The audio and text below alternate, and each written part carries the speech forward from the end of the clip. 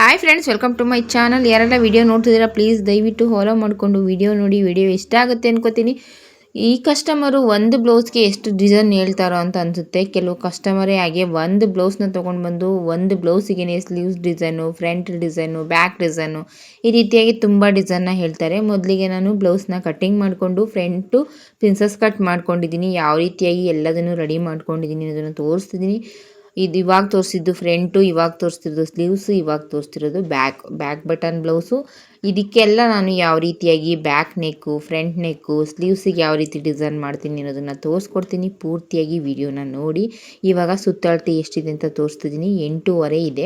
ಸುತ್ತಳತೆ ಬಂದು 8.5 ಇದೆ. 1/4 ಇಂಚು ಹೊಲಿಗೆಗೆ ಹೋದರೆ 8.25, 2 ಇಂಚು ಎಕ್ಸ್ಟ್ರಾ ಬಿಟ್ಕೊಂಡಿದ್ದೀನಿ.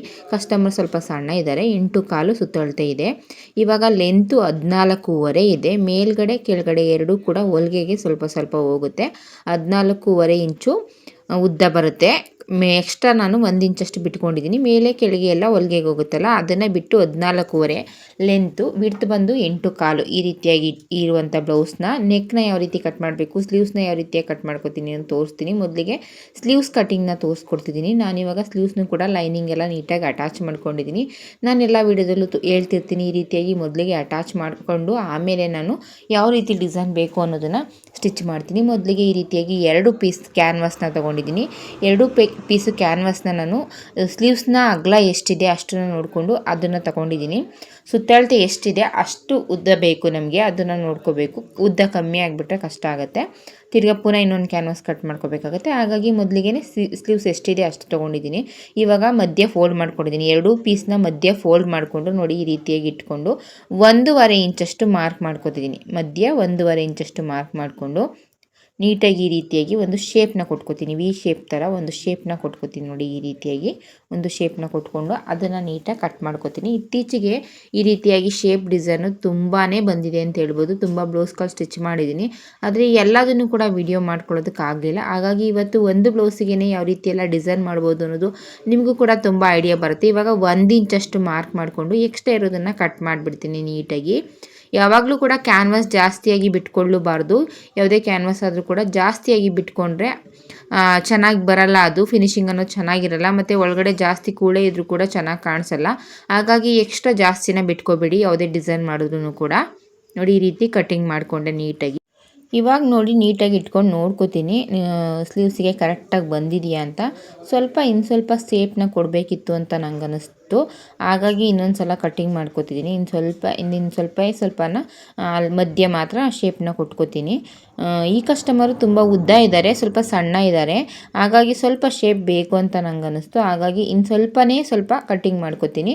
ಮೊದಲಿಗೆ ಇವಾಗ ಸ್ಲೀವ್ಸ್ನ ತೋರಿಸ್ತಿದ್ದೀನಿ, ಆಮೇಲೆ ನಾನು ಫ್ರಂಟು ಬ್ಯಾಕ್ನ ತೋರಿಸ್ತೀನಿ ಯಾವ ರೀತಿಯಾಗಿ ಕಟ್ಟಿಂಗ್ ಮಾಡ್ಕೋತೀನಿ ಅಂತ. ನೆಕ್ಸ್ಟ್ ವಿಡಿಯೋದಲ್ಲಿ ನಾನು ಯಾವ ರೀತಿ ಎಲ್ಲ ಸ್ಟಿಚ್ ಮಾಡ್ತೀನಿ ಅನ್ನೋದನ್ನು ತೋರಿಸ್ತೀನಿ. ಒಂದೇ ವಿಡಿಯೋದಲ್ಲಿ ಲೆಂತಿ ಆಗಿಬಿಟ್ರೆ ನಿಮಗೂ ಕೂಡ ನೋಡೋದಕ್ಕೆ ಬೇಜಾರಾಗುತ್ತೆ. ನೋಡಿ ಈ ರೀತಿಯಾಗಿ ಬರುತ್ತೆ.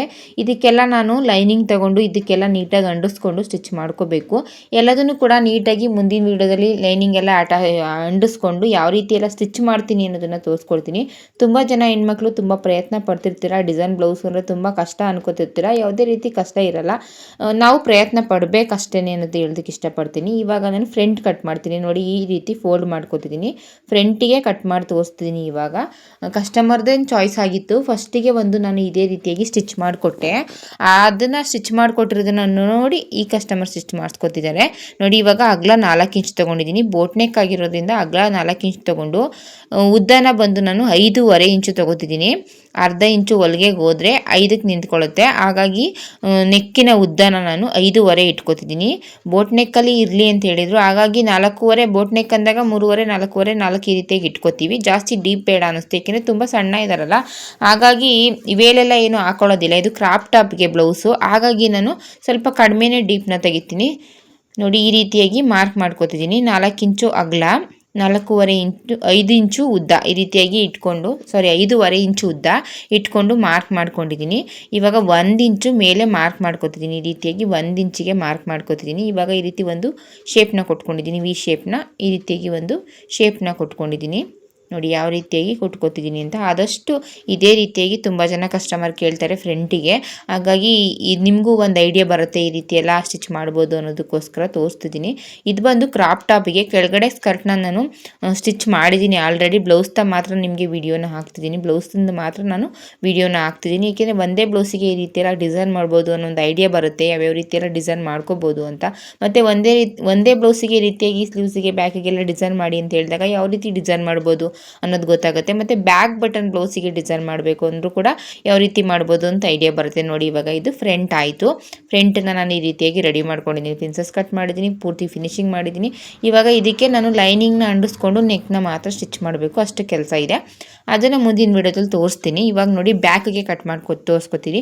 ಬ್ಯಾಕ್ ಬಟನ್ ಆಗಿರೋದ್ರಿಂದ 2 ಪೀಸ್ನ ಸಪ್ರೇಟಾಗಿ ಓಪನ್ ಮಾಡ್ಕೊಂಡಿದ್ದೀನಿ. ಆದರೆ ಈ ಕ್ಯಾನ್ವಸ್ನ ನಾನು ಸಪ್ರೇಟಾಗಿ ಓಪನ್ ಮಾಡ್ಕೊಳ್ಳಲ್ಲ, ಸ್ಟಿಚಿಂಗ್ ಮಾಡಬೇಕಾದ್ರೆ ನಾನು ಓಪನ್ ಮಾಡ್ಕೋತೀನಿ. ಇವಾಗ ನಾರ್ಮಲಾಗಿ ಯಾವ ರೀತಿ ಕಟಿಂಗ್ ಮಾಡ್ಕೋತೀನಿ ಆ ರೀತಿ ಕಟಿಂಗ್ ಮಾಡ್ಕೋತೀನಿ.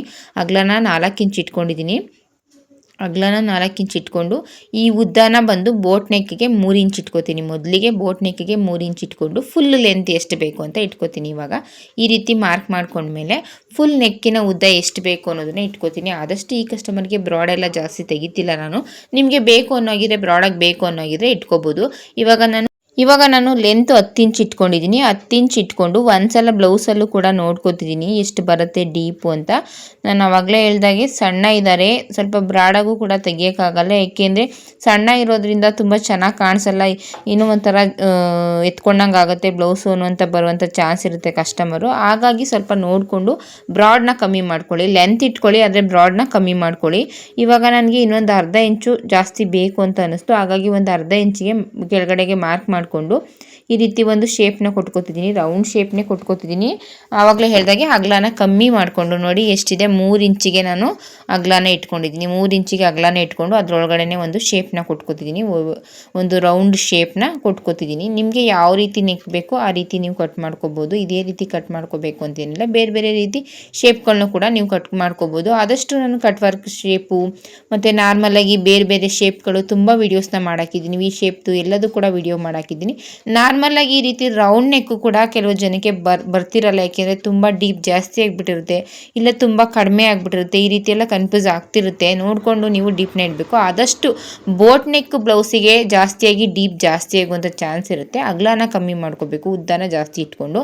ಇವಾಗ ನಾನು ಏನು ಮಾರ್ಕ್ ಮಾಡ್ಕೊಂಡಿದ್ದೀನಿ ಅದನ್ನು ನೀಟಾಗಿ ಕಟ್ಟಿಂಗ್ ಮಾಡ್ಕೊತಿದ್ದೀನಿ. ನೋಡಿ ಈ ರೀತಿಯಾಗಿ ನೋಡಿಕೊಂಡು ಒಂದ್ಸಲ 2 ಸಲ ಚಿಕ್ಕದು ಅಂತ ಅನಿಸಿದ್ರೆ ಇನ್ನು ಸ್ವಲ್ಪ ಕಟ್ ಮಾಡ್ಕೋಬೋದು. ಆದರೆ ಒಂದೇ ಸಲ ನಾವು ದೊಡ್ಡದಾಗಿ ಕಟ್ ಮಾಡ್ಕೊಂಡ್ಬಿಟ್ಟಾಗ ಅದು ಜಾಸ್ತಿ ದೊಡ್ಡದಾಗ್ಬಿಟ್ರೆ ಡೀಪ್ ಅವಾಗ ಏನಕ್ಕೂ ಇಲ್ಲ, ವೇಸ್ಟ್ ಆಗಿಬಿಡುತ್ತೆ. ಕಸ್ಟಮರ್ ಕೂಡ ಜಾಸ್ತಿ ಡೀಪ್ ಆದರೆ ಚೆನ್ನಾಗಿರಲ್ಲ ಅವರಿಗೂ ಕೂಡ. ಕೆಲವು ಕಸ್ಟಮರ್ ಇಷ್ಟಪಡ್ತಾರೆ, ಕೆಲವು ಕಸ್ಟಮರ್ ಇಷ್ಟಪಡಲ್ಲ. ಕೆಲವು ಕಸ್ಟಮರ್ಗೆ ಏನಾಗುತ್ತೆ ಅಂದರೆ ಸಣ್ಣ ಇದ್ದಾಗ ಅದು ಬ್ಲೌಸೇ ಬೇರೆ ಥರ ಕೂತ್ಕೊಳ್ಳುತ್ತೆ, ಒಂಥರ ಎತ್ಕೊಂಡು ಈ ಕಡೆ ತಿರ್ಕೊಂಡ್ರೆ ಈ ಕಡೆ ತಿರ್ಕೊಂಡ್ರೆ ಈ ಕಡೆ ಎತ್ಕೊಂಡಂಗೆ ಆಗುತ್ತೆ ಅನ್ನೋಂಥ ಚಾನ್ಸ್ ಇರುತ್ತೆ ಕಸ್ಟಮರು. ಹಾಗಾಗಿ ಸಣ್ಣ ಇರುವಂಥವ್ರಿಗೆ ಬ್ರಾಡ್ನ ಕಮ್ಮಿ ಮಾಡ್ಕೊಳ್ಳಿ, ಲೆಂತ್ನ ಬೇಕಾದ್ರೆ ಸ್ವಲ್ಪ ಜಾಸ್ತಿ ಇಟ್ಕೊಳ್ಳಿ. ನೋಡಿ ಈ ರೀತಿ ಬೋಟ್ ನೆಕ್ನ ಕಟ್ ಮಾಡಿಕೊಂಡೆ, ನಾನು ಮಧ್ಯೆ ಓಪನ್ ಮಾಡ್ಕೋತೀನಿ. ಆದರೆ ಇವಾಗ ಓಪನ್ ಮಾಡ್ಕೊಳ್ಳಲ್ಲ, ಲೈನಿಂಗ್ ಎಲ್ಲ ಅಂಡಿಸ್ಕೊಂಡು ಮಧ್ಯ ಸ್ಟಿಚ್ ಮಾಡಬೇಕಾದ್ರೆ ಓಪನ್ ಮಾಡಿ ತೋರಿಸ್ತೀನಿ ನಿಮಗೆ. ಈ ವಿಡಿಯೋ ಇಷ್ಟ ಆಗಿದ್ರೆ ಲೈಕ್ ಮಾಡಿ, ಸಬ್ಸ್ಕ್ರೈಬ್ ಮಾಡಿಕೊಂಡು ವಿಡಿಯೋನ ನೋಡಿ. ಸ್ಟಿಚಿಂಗ್ ವಿಡಿಯೋ ಬೇಕು ಅನ್ನೋಗಿದ್ರೆ ಕಮೆಂಟ್ ಮಾಡಿ, ಸ್ಟಿಚಿಂಗ್ ವಿಡಿಯೋನ ಹಾಕ್ತೀನಿ. ನಿಮ್ಮೆಲ್ಲರ ಸಪೋರ್ಟ್ ಇದ್ದರೆ ನಾನು ಕೂಡ ಒಂದು ವಿಡಿಯೋ ಮಾಡೋಕ್ಕೂ ಪ್ರಯತ್ನ ಮಾಡ್ತೀನಿ. ಹೀಗೆ ಸಪೋರ್ಟ್ ಮಾಡ್ತೀನಿ, ಒಂದು ಕಮೆಂಟ್ ಮಾಡಿ, ಒಳ್ಳೊಳ್ಳೆ ಕಮೆಂಟ್ ಮಾಡಿದ್ರೆ ನಮಗೂ ಕೂಡ ಖುಷಿ ಆಗುತ್ತೆ.